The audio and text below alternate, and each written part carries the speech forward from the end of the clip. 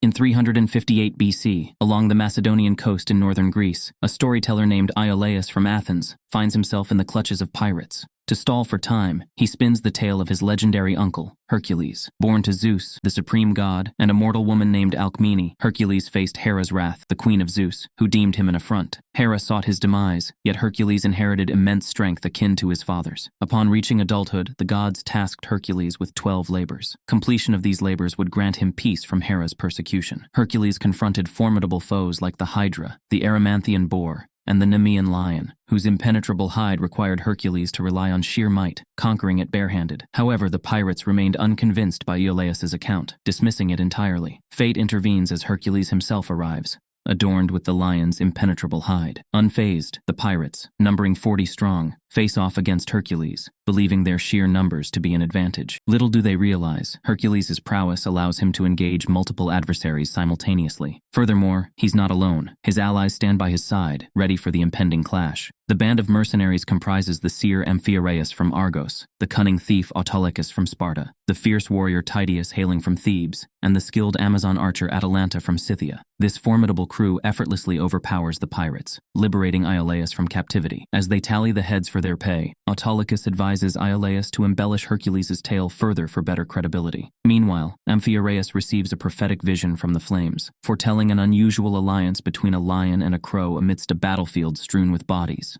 Later, the victorious company heads to a tavern to revel in their triumph. Hercules confides in Autolycus, expressing his desire to depart for distant lands in pursuit of tranquility, taking Tydeus along due to his ability to manage his intense fury. Abruptly, the tavern falls into hush as soldiers escort Princess Erginia of Thrace inside, inviting Hercules and his crew to the palace to hear her father's proposition, offering a substantial sum in gold. Iolaus discerns the raven emblem on the guards' shields, contrasting Hercules' lion symbol, echoing Amphiaraus' prophecy. Upon reaching the palace, Hercules notices a throng of refugees within the walls. General Sidicles, commander of the Thracian army, greets them, wearing a displeased expression at Hercules' presence, while Erginia's son Areus, an ardent admirer familiar with all Hercules' tales, warmly welcomes them. Ascending the palace steps, Hercules reminisces about an episode from 3 years prior when he dispatched a group masquerading as a hydra, a mere bunch of men donning lizard-like helmets, for King Eurystheus of Athens. The king hailed him a hero before a roaring crowd chanting his name. However, the recollection darkens as it segues into haunting images of his slain wife and children, prompting Hercules to push aside the distressing memories and focus on the present. The group is received by Lord Codys, the reigning monarch of Thrace, who taunts Amphiaraus for his limited foresight, belittles Atalanta's abilities based on her gender, only to be swiftly proven wrong as Atalanta skillfully disarms the guards by shooting the helmets off their hands. Lord Codys extends an invitation for dinner, revealing the nation's plight, a raging civil war with a merciless warlord named Rhesus, rumored to command an army of centaurs. He showcases the influx of refugees fleeing villages scorched by Rhesus, highlighting his dwindling army, primarily comprised of farmers. Codys and his daughter appeal to Hercules, emphasizing the dire need for peace in the country, eventually persuading him to accept the daunting task. The ensuing day, Hercules and his team commence the arduous task of training the newly enlisted farmer soldiers. Their initial attempt at forming a shield wall proves ineffective, displaying vulnerabilities that need addressing. In a subsequent meeting, Codys reveals intelligence gathered by his scout Phineus, indicating Rhesus's imminent assault on the Bessi tribe in central Thrace within 6 days. Codys urges an immediate march to intercept Rhesus before he advances further. Hercules expresses reservations, stressing the necessity for additional training time, but Codys remains adamant, insisting on marching the following day. Later that evening, amidst aiding Atalanta in evading Sidicles' unwanted advances, Hercules catches young Areus sneaking around, observing Tydeus who sleeps, shackled to a chariot. Areus nearly disturbs Tydeus, prompting Hercules to intervene and explain Tydeus's tragic past. He was discovered by Hercules in a bestial state, scarred by unfathomable trauma, rendering him mute and haunted by nightly torment. Despite this, Hercules reveres Tydeus as his most steadfast warrior. After guiding Areus away from the scene, Hercules introduces him to Erginia, who dedicates herself to healing in the hospice after losing numerous physicians. Hercules bestows Areus with the Nemean lion's tooth, a gesture implying it should have been a gift for his own departed children, before departing. The following day arrives with the army preparing to march, and amidst the soldiers, Hercules discovers Iolaus, determined to fight alongside them. Hercules gently reminds him of his role as a storyteller rather than a warrior, directing him to join Codys in the chariot. Together, they set out for Bessi. Upon reaching the village, a grim realization dawns. Their arrival is too late. Rhesus had already ravaged the settlement, leaving destruction in his wake, resembling the ominous scene foreseen by Amphiaraus. A peculiar sight greets them amidst the carnage. While some bodies display signs of decay, others remain oddly pristine. Suddenly, these seemingly lifeless figures spring to life, launching an unexpected assault. It becomes evident that it was a carefully laid trap all along. Mistakenly believing the Bessi tribe to be under Rhesus's control, Hercules swiftly commands for a shield wall to safeguard Codes, as he and his team engage in combat. The tribal leader challenges Hercules to a direct confrontation, prompting Hercules to stage an illusion that Iolaus can exploit through his storytelling prowess. With finesse, Hercules snaps the tip of one of Atalanta's arrows. As the tribal leader approaches, Hercules seemingly strikes him with a mere punch, using the arrow fragment to create the appearance of a fatal blow. This ruse instills a sense of divine favor among the army, inspiring belief in the god's intervention. The ensuing battle erupts, with Hercules' team striving to eliminate as many tribal warriors as possible. However, the sheer numbers overwhelm them, breaching the shield wall. To counter this, Hercules and Amphiaraus devise a simple yet effective plan. They retrieve their chariots, maneuvering them in circles around the shield wall, crushing and clearing a path amidst the enemy ranks. Seizing this opportunity, the remaining soldiers charge forward. Recognizing imminent defeat, the tribesmen flee, leaving no sign of Rhesus, though an enigmatic figure lurks in the distance. Acknowledging the substantial loss of half his army, Hercules attributes the failure to Codes, highlighting his earlier warnings about the inadequately prepared farmers. Codes concedes, agreeing to grant Hercules more time for training.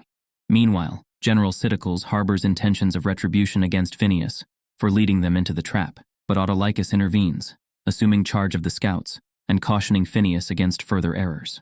Shortly after, Princess Erginia arrives with healers, escorting her to Hercules' private tent to tend to his concealed injuries, shielding the revelation that he bleeds like an ordinary mortal from wounds sustained in battle. In a moment of respite, Princess Erginia leaves Hercules to rest in his tent. As he drifts into slumber, he is haunted by a haunting recollection, a vivid memory of his wife and children's lifeless forms, his hands stained with blood, and King Eurystheus exiling him from the country instead of executing him, condemning him to a lifetime of remorse. Hercules awakens from this tormenting nightmare, startled by the giggles of children nearby. Investigating the source in the forest, he visualizes his deceased family amidst the tribal corpses, devoured by a three-headed dog, Cerberus. Preparing to confront the beast, Hercules is jolted back to reality by the sudden appearance of Tydeus, grounding him from his illusions. Come morning, Amphiaraus discerns Hercules' turmoil, recognizing it as a recurring struggle. He advises Hercules to confront this final challenge, facing the beast, to seek inner peace. However, Hercules dismisses it as a descent into madness. While engrossed in their private discussion, Princess Erginia approaches the rest of the team, seeking to uncover the truth behind the circulating rumors. They reveal to Princess Erginia that the truth remains elusive. Hercules was discovered alone with his family's lifeless bodies, devoid of any recollection. Throughout his exploits, Hercules displayed compassion toward each member of his team, earning their unwavering loyalty. His exceptional abilities led people to question his mortality, and the team, in solidarity, perpetuated tales to assist them in securing employment. They suspect Hercules might have suffered from the blood rage, a common affliction clouding warriors' minds. Consequently, Hercules and his team rigorously train Codes' army, equipping them with replicas of Hercules' armor and weapons, teaching various combat techniques. Eventually, they succeed in forming an impenetrable shield wall, a feat even Tydeus cannot breach. Meanwhile, Iolaus clandestinely observes and trains in seclusion. When Phineus returns with fresh intelligence revealing Rhesus's proximity near Mount Asticus, with an alleged army of centaurs, Hercules decides to confront him there to prevent further encroachment. Though the forest's terrain may impede chariots, Hercules devises a plan. Regrettably, Amphiaraus cannot foretell the outcome, but he foresees his imminent death within a week. Days later, the army, primed for battle, arrives at Mount Asticus, only to find no visible enemy encampment. To their surprise, Rhesus's army materializes on the horizon. As they draw nearer, it becomes evident that they aren't centaurs, but a group of horse-mounted men creating an optical illusion by positioning themselves against the sun. Rhesus arrives alongside Phineus, who has been covertly working for the enemy. Codes is pressured to surrender, but he staunchly refuses, and both factions prepare for the impending battle. Codes' army readies their shield wall and releases their flanks. Unexpectedly, Atalanta and her archers emerge from the forest on chariots, launching a surprise ambush with flaming arrows, disrupting the enemy's advance. During the fierce battle, as fiery arrows rain down, Amphiaraus, seemingly resigned to his fate, remains untouched by any projectile. The combat intensifies, with Rhesus's numerically superior army facing off against Hercules' better organized soldiers. Despite the odds, Hercules' forces gain the upper hand, causing Rhesus's soldiers to flee. Rhesus, however, chooses to confront Hercules directly, a decision that swiftly leads to his defeat as Hercules subdues him effortlessly.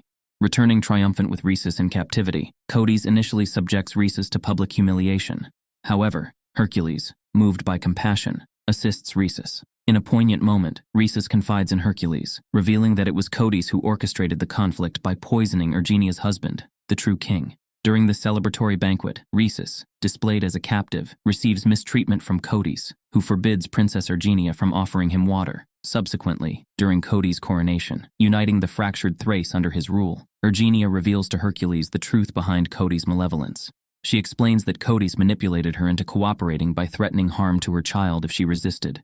Despite Erginia's plea for Hercules to take Ares with them when they depart, Hercules declines, moments before General Siticles interrupts them, informing Hercules of Codys' search for him. Confronting Codys, Hercules accuses him of betrayal, but Codys dismisses it, ridiculing the mercenaries' newfound conscience after they had always been motivated by gold.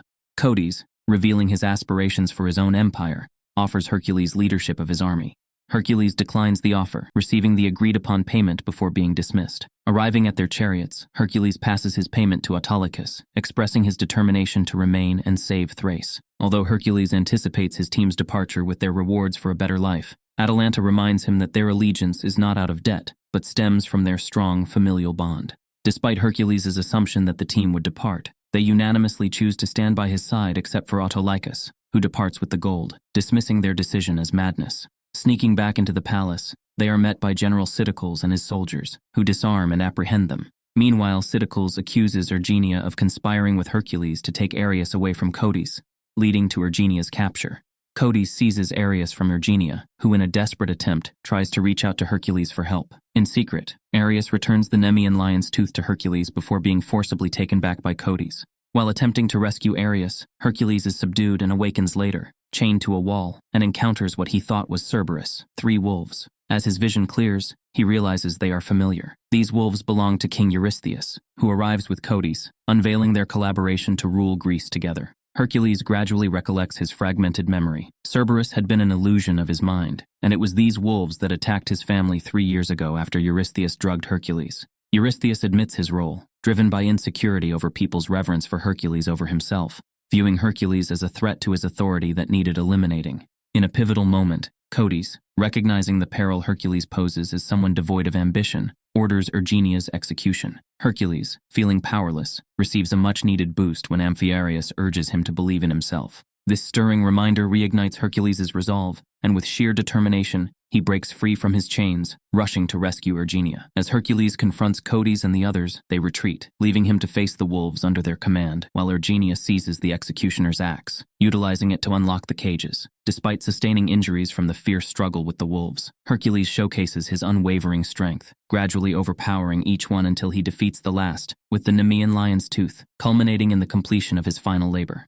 Erginia liberates the imprisoned party, seizing the opportunity to arm themselves with discarded weapons left behind by the soldiers.